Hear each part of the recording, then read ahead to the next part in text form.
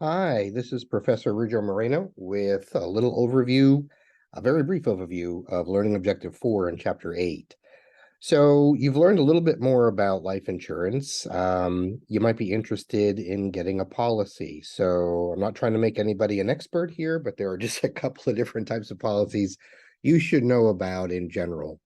The major ones are term life insurance and whole life. So let's talk about term first. Basically, this protects you for a specific term, usually up to a period of years. Um, in which case, after that period is done or after that term expires, the insurance policy expires as well, and you're left without insurance. It is a cheap way of getting started, and the younger you are, the cheaper it is. You can get a lot of insurance for a very, very small cost. So it can be very advantageous for folks who are younger.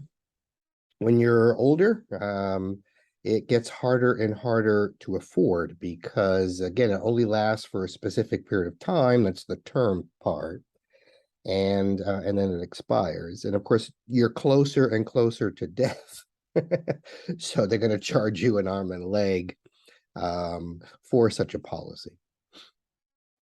The whole life policy is basically what we consider permanent insurance, which means that as long as you pay the premiums, the costs of the insurance every year, you'll have this for your entire life. And that's a benefit. It starts off higher costs than the term insurance, but the cost usually is the same all the way through your life. So although you'll be paying more for it up front, that premium, that monthly cost will stay the same for the rest of your life. This coverage is for your life. It never expires as long as you keep paying. It also bills what's called a cash value, which means over time, as you keep paying into the policy, it actually starts to accumulate value. So these insurance policies have a value. Should you decide to sell it back to the insurance company, you would collect a cash value for the policy because it has some type of value.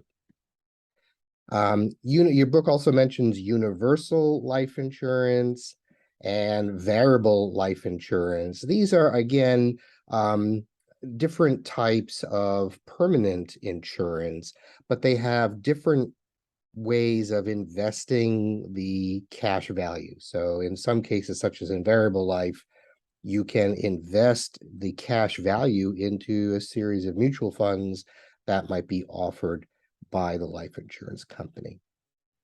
And again, not to make you an expert in any of this, just to make sure you're getting an understanding of what options there are.